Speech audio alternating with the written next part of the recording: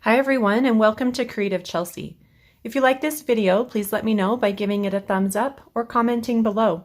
If you want to see more of my videos, press the subscribe button and click on the bell for notifications. If you need any Stampin' Up! Products to make these cards, you can visit my online store and the link is in the description box below.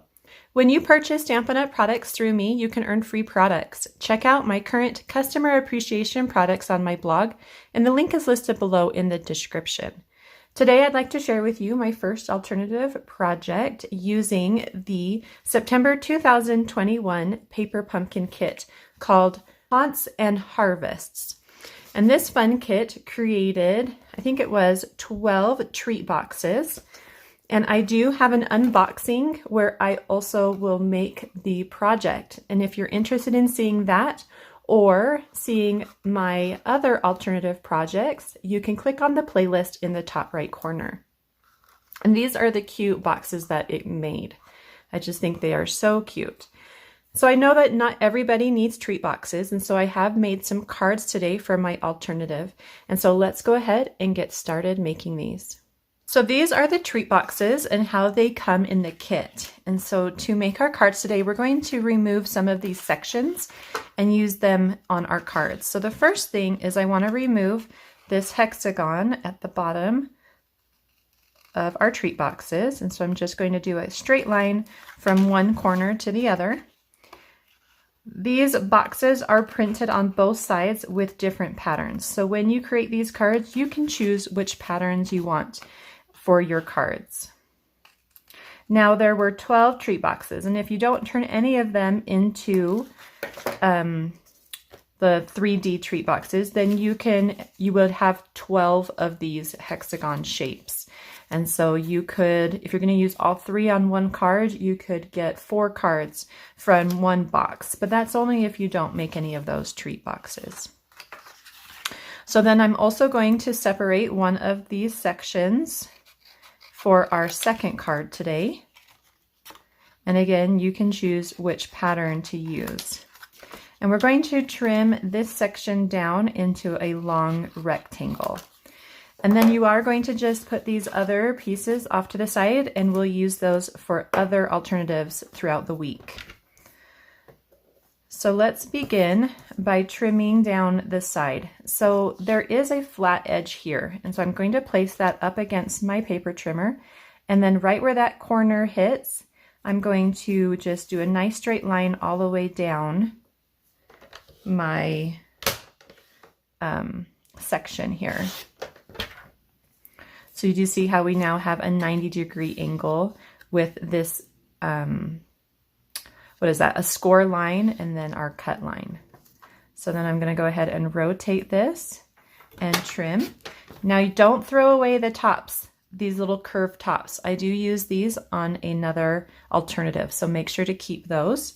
These little strips that you're removing on the sides, you can throw those away.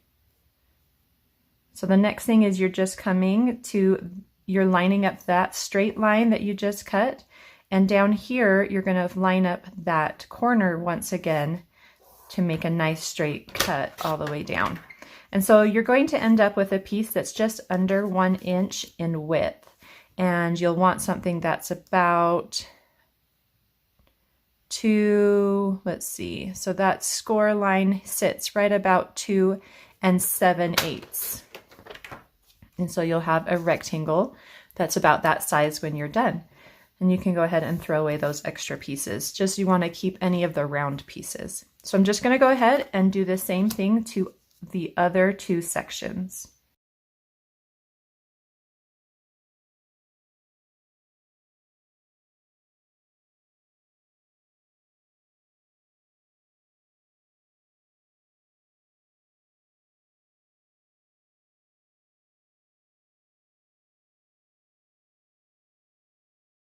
So I do want to mention that if by chance you're making this card and you have one of these hooks at the top, you are going to just trim it down here below the hook, below that curve, and then save these as well, because this is a nice small curve here that you can use in place of the wider curve on our card that we'll be sharing in a couple days. So each of our cards has a different texture or technique to the background. So we're using those elements to create color and shape, but then we need something here in the background. So for this card, I'm going to create a watercolor wash with some splatters.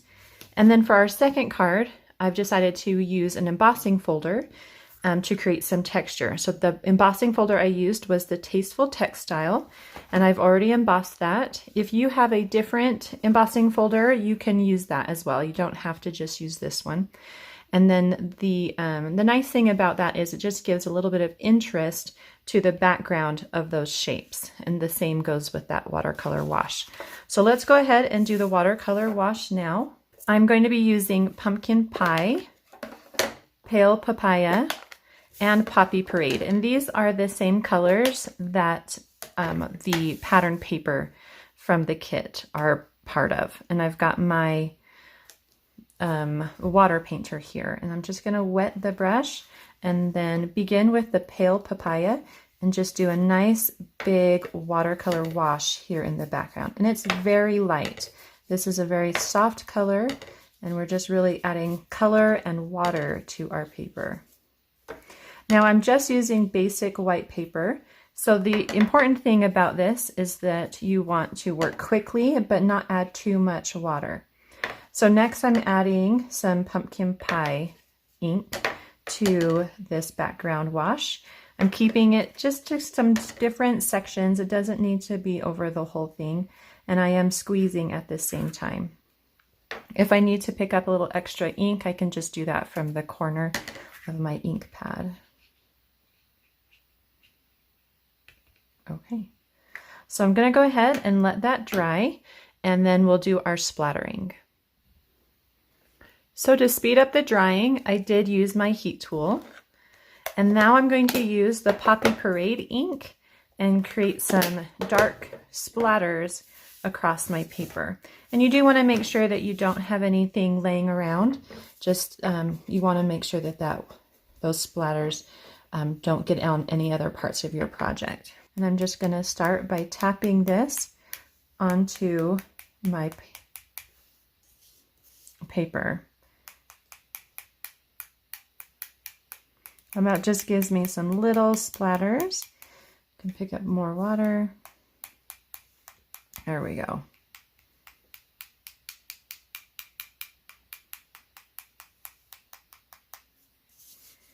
Okay, you can see that there.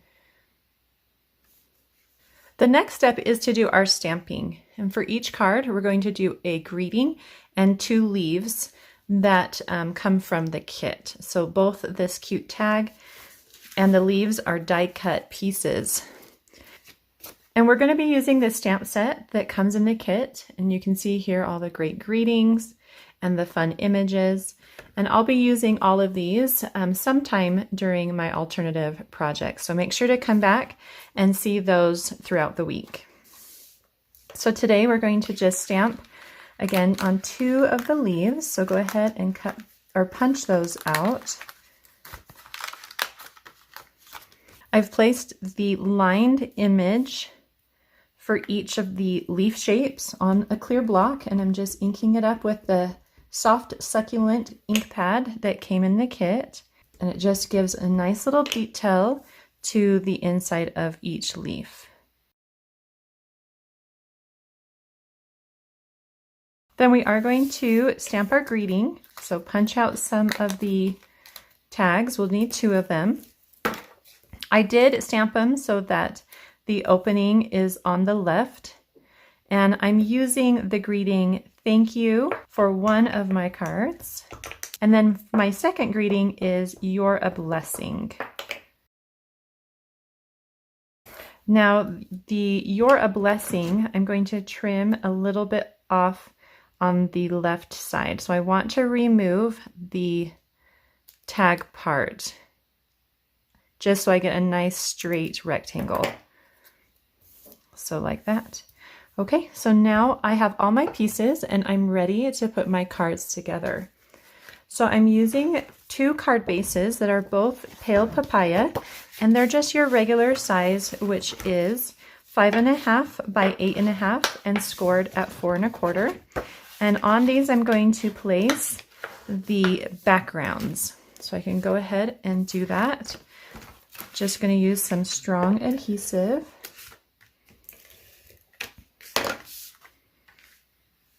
And right in the center.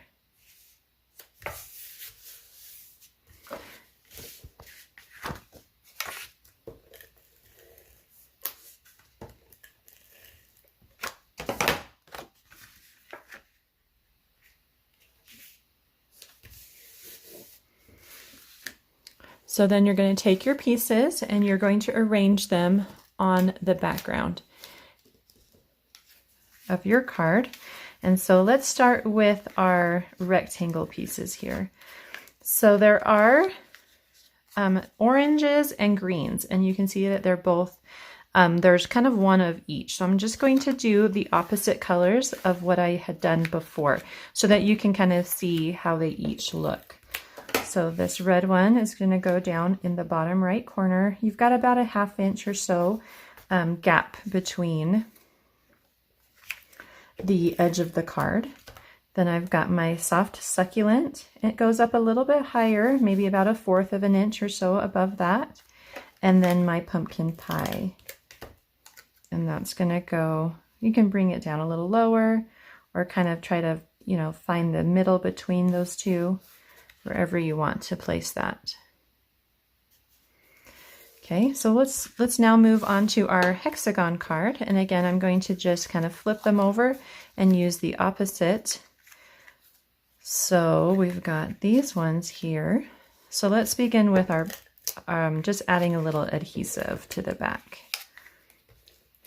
Okay, so I'm going to start with my So Soft Succulent, that's the color. And it's going to go at an angle here. I didn't want these to be perfectly straight on my card. Then I'm going to add my red one. So this is the Poppy Parade color. And I want it to be, I'm actually going to push it up just a little bit. So there's going to be a little bit of a gap there, but it's not evenly spaced. And then my pale papaya can kind of just sit right there between those two. And again, you can flip those colors around if you prefer to have the other colors or mix and match. Okay, so the next step is to actually take some of this.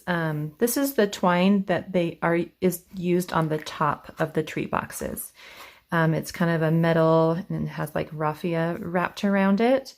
And what I'm going to do is I'm going to remove the paper from the metal inside. So here you can see the metal. And it is glued, so you just want to be really careful as you unwind it.